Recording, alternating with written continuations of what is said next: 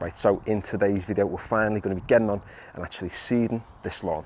If you've been on this channel for the past month or so, you'll know we've done quite a lot to this actual space. We've improved the drainage, we've put a perforated pipe running down the side here and running across the front, and we've also aerated the space and levelled it with a top dressing mix too. And the seedbed has been ready for around about 3 weeks now, waiting for the perfect time to actually get on and seed. I had a lot of people comment on some of my most recent videos saying that I should have seeded a couple of weeks ago whilst the temperatures were quite nice, but we've had quite an interesting April, to say the least, when it comes to the weather. We've had a lot of cold weather, some frosty starts, we've had a lot of wind, a lot of rain.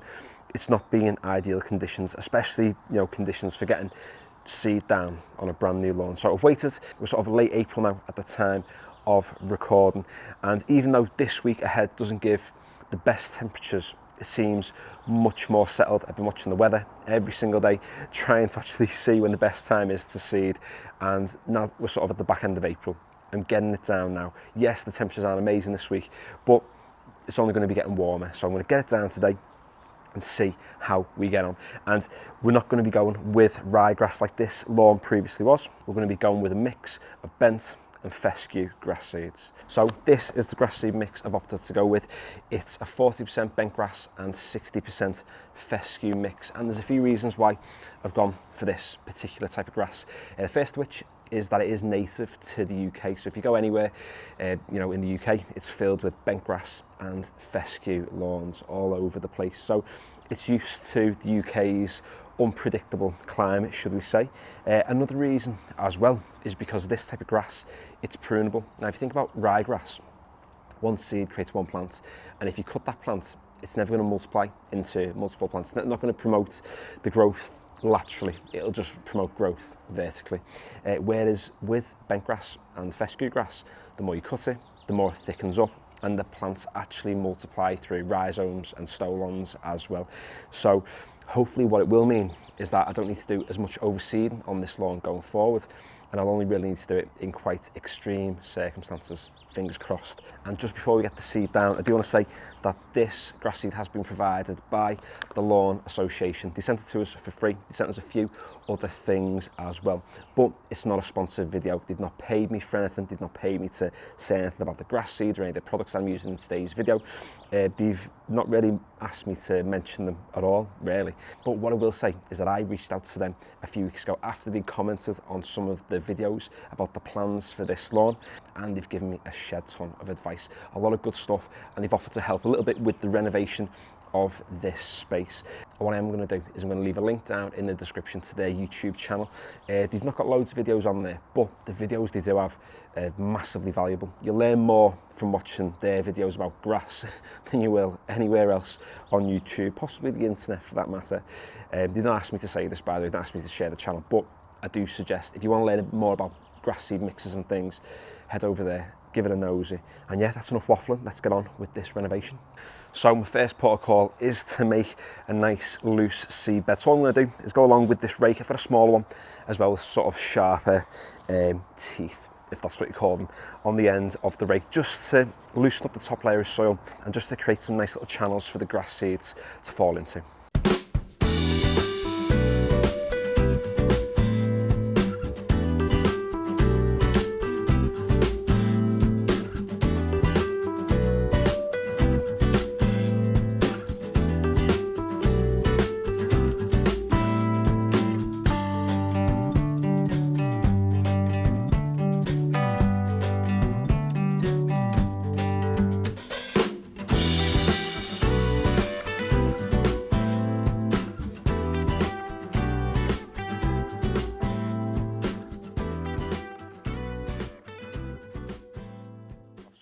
So there we go, the soil is nice and loose, and the seed's now going to have something to fall into when it goes down onto the soil. So I'm going to be using a drop spreader today to put the seed down onto the lawn. You can use those hand crank ones or like the Lecky ones you can buy, that's absolutely fine, but I'm just using this because this is what I've got.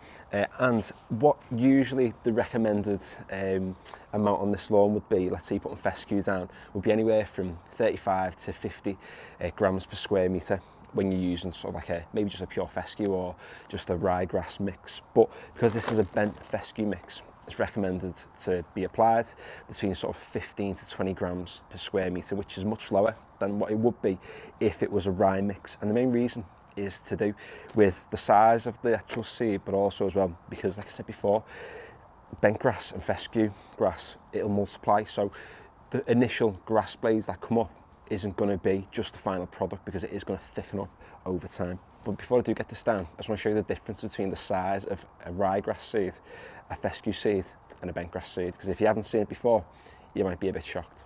Now, just to give you an idea of the actual size of the seeds, this one here, this big one, it's moving around, that's a ryegrass seed there, chilling out, having a good time. So nice and big, that seed.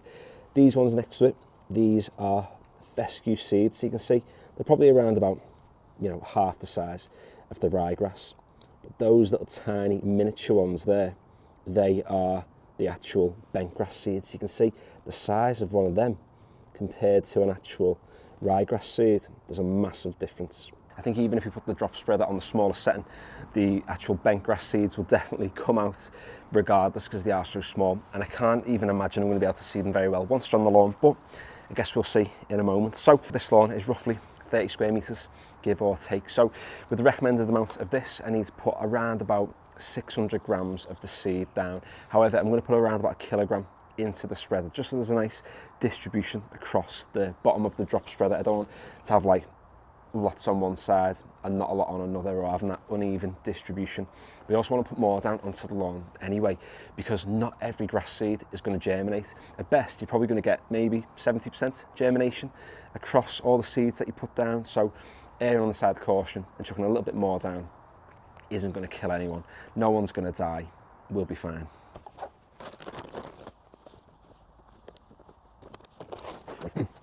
Back to the top is around about 130 grams. So I'm going to do a bit of quick maths now, and then what I'll do is I'll just take scoops of this rather than measuring out every single scoopful of grass seed. I don't know why I just poured that one into the cup when I can just be scooping it out the bag. An idiot.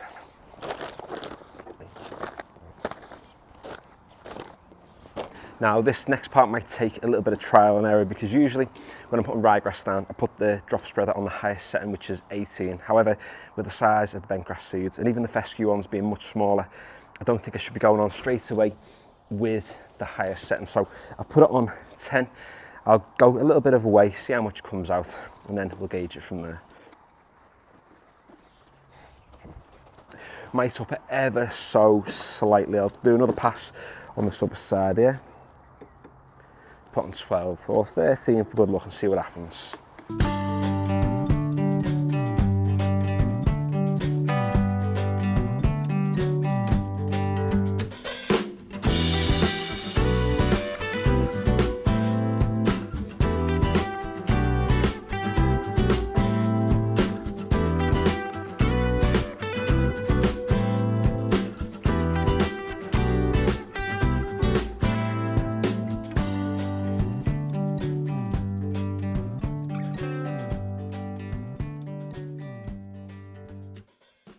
So there we go, we've got the seed down now onto the seed bed. The last thing we are going to do is we're going to rake over this entire space, and the reason being is because I want each seed to sort of be buried underneath at least 1 or 2 mils of the actual topsoil itself. If you are overseeding, then you can get on with the top dressing. However, I've already been across the space with a top dressing.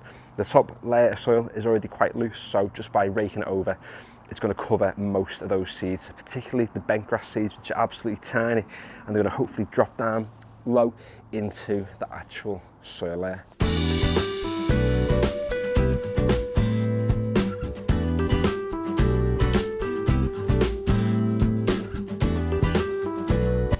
I know I'm going to have someone comment on this video as well, asking about, you know, actually raking the seeds. Does it move them from the places where they've been left by the drop spreader or whatever you put the seed down with?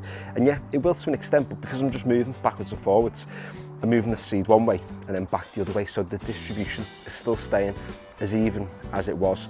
It's not as if you're going to have big, massive patches knocking about on your lawn.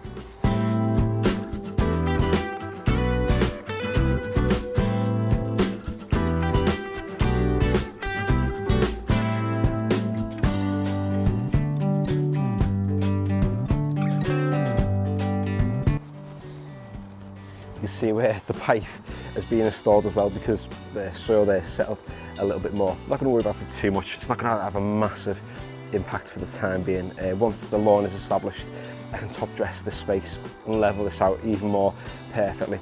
I mean, I could be getting on now and leveling this for the next like 6 months, and it's still going to be settling, so I'm not going to stress too much about it.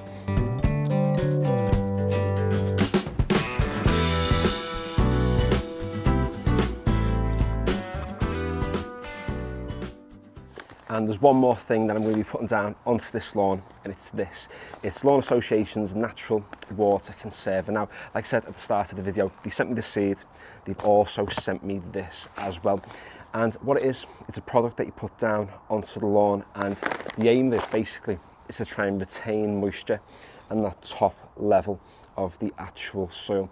Because with your seeds, when you water these in, you don't want to be putting the sprinkler on and leaving it on for like 20 minutes. I've done that in the past. Last year when I seeded this lawn, that's what I did. 2 years ago when I seeded it for the very first time, I put the sprinkler on, I left it on for 15-20 minutes. But you've got to ask yourself, what are you actually watering? You're watering the soil, but the seed is only on the top layer, as is now. So it only needs a very, very light watering. And what this product is meant to do is to just retain that moisture on that top layer. And hopefully that way the seeds can hold on to as much moisture as they can swell, they can warm up in the heat, and then eventually germinate. And it's meant to make germination a little bit faster.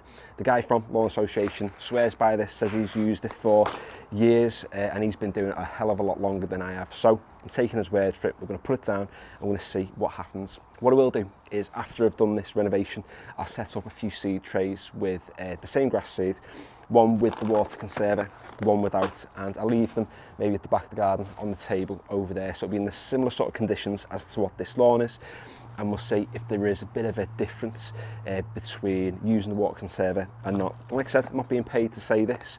I wasn't even told to tell you that they sent me this for free, but I'm telling you, and I'm giving it a go and trying it. If you want to pick it up yourself, you can do, and if you don't, you don't have to, no stress. There's no major promotion on this channel. You just pick and choose what you want to use if you like the results that you see. Now, in hindsight, maybe I should have put this down before I actually went on and raked the space, but it's okay, it doesn't really matter. I can put it down, I can give it a light rake again as is afterwards. Again, as I always say, no one's going to die, don't get stressed about it. We live and learn. But yeah, let's measure this out. We'll put it into the drop spreader as well, see how we get on. Now, I'll just say put around about 30 grams down per metre squared. So I'm going to go on with roughly 900 grams of the stuff. I'll do the same thing. I'll measure one lot out into this jug, scoop it in, we'll get it down onto the lawn. And what I quite like about a lot of this stuff that these guys are selling down at the Lawn Association is that it's all natural as well. So when you get like wetting agents, which you can use on your lawn, which, you know, I've used before and probably will use again in the future. Hang on, let's see how much this is going to be. Once just going, that's 300 grams roughly. That's handy. We'll just put 3 of these on, and job will be a good one. Yeah, it's like made from, I think it's corn or something, so it's a natural product. So it's just going to degrade into the soil. It's not going to cause any long-term damage to the actual soil profile, which sometimes chemical things can do. So if you're into nature, happy days.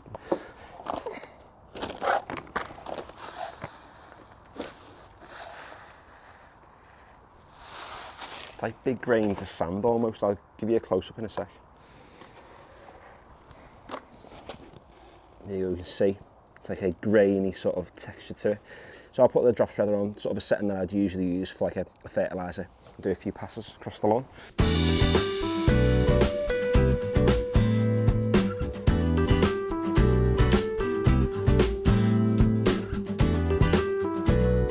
Look at that, perfect, all done in one pass, boss. We'll give it one last rake as well, just to make sure no the soil is compacted on the top too much.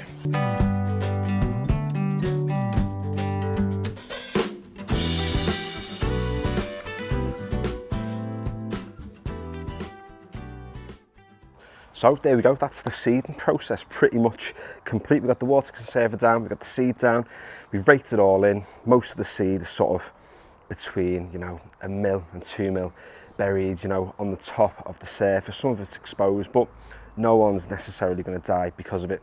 And I'm going to finish with one last thing, something that no one has done as far as I'm concerned on a YouTube video before, to do with renovating a lawn, and that's fencing it off. The reason why I'm going to put a little perimeter fence around the outside is because I've got a dog, and a couple of years ago when I seeded this lawn for the first time, didn't have the dog, and it was perfect. It was amazing, you know, for the month that it was growing. It was undisturbed only by the birds who would constantly come down for a little snack. Whereas last year when I seeded this space, he was absolutely horrendous. He was skidding around, he was digging patches up. It was just an absolute nightmare. So I bought this fencing last year, and then I decided not to put it up because I thought it'd be too unsightly. Whereas now, because I'm putting this seed down and I really want it to work, this is the last time I want to be doing a big project like this on this lawn. I want this to be able to last the test of time for the most part. I'm fencing it off and protecting it at all costs. And I've never put this type of fence up before, so if I do it wrong, so be it. But hopefully it'll do the job of keeping the dog out of the lawn.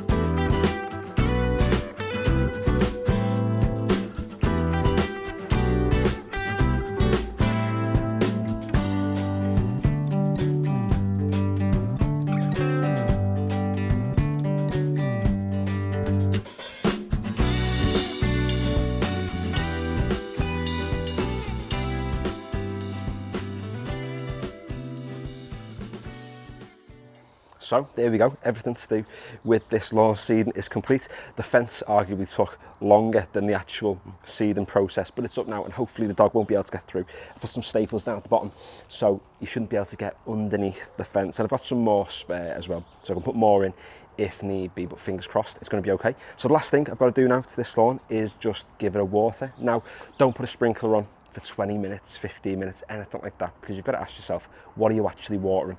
You're watering the soil just for the sake of it, or are you just trying to keep the seed nice and moist? And that's all you want to do. You want to have that moisture in that top layer where the seed is.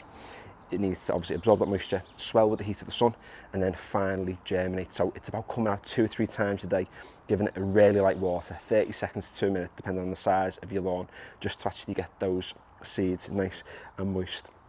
It's not about watering it as if it's a full-fledged lawn, because there's no root system at the moment, so you'd be watering just for the sake of watering. And that's the whole point, again, why I put that water conserver down, so it retains more of that moisture when we get on with the hose. And I'm going to get on with a really fine mist spray as well. I'm not going to go in and just blast it like mad or put a sprinkler on, because it might just be a little bit too aggressive with the water coming down in that sort of way. So I'm going to go on with a fine mist in a moment and water it in. And what I will do is I'll leave all the links to everything I've used in today's video down in the description below. This video isn't sponsored. Lawn Association did send me the seed, they did send me the water conserver for free, but they've not asked me to promote it. They didn't even ask me to share that they sent it to us, to be quite honest with you. But if you do like the progress of this lawn over the next few weeks and you want to do something similar yourself, then everything is in the description below for you to follow along with the steps that I've done today. So finally, thanks for watching today's video. If you enjoyed it, feel free to give it a like, and if you'd like to stick around and watch any more of this lawn renovation, or if you'd like to follow along with more of my lawn tip videos or my gardening videos, I've got loads of things coming up in the next few weeks, then consider subscribing. And finally, thanks for watching.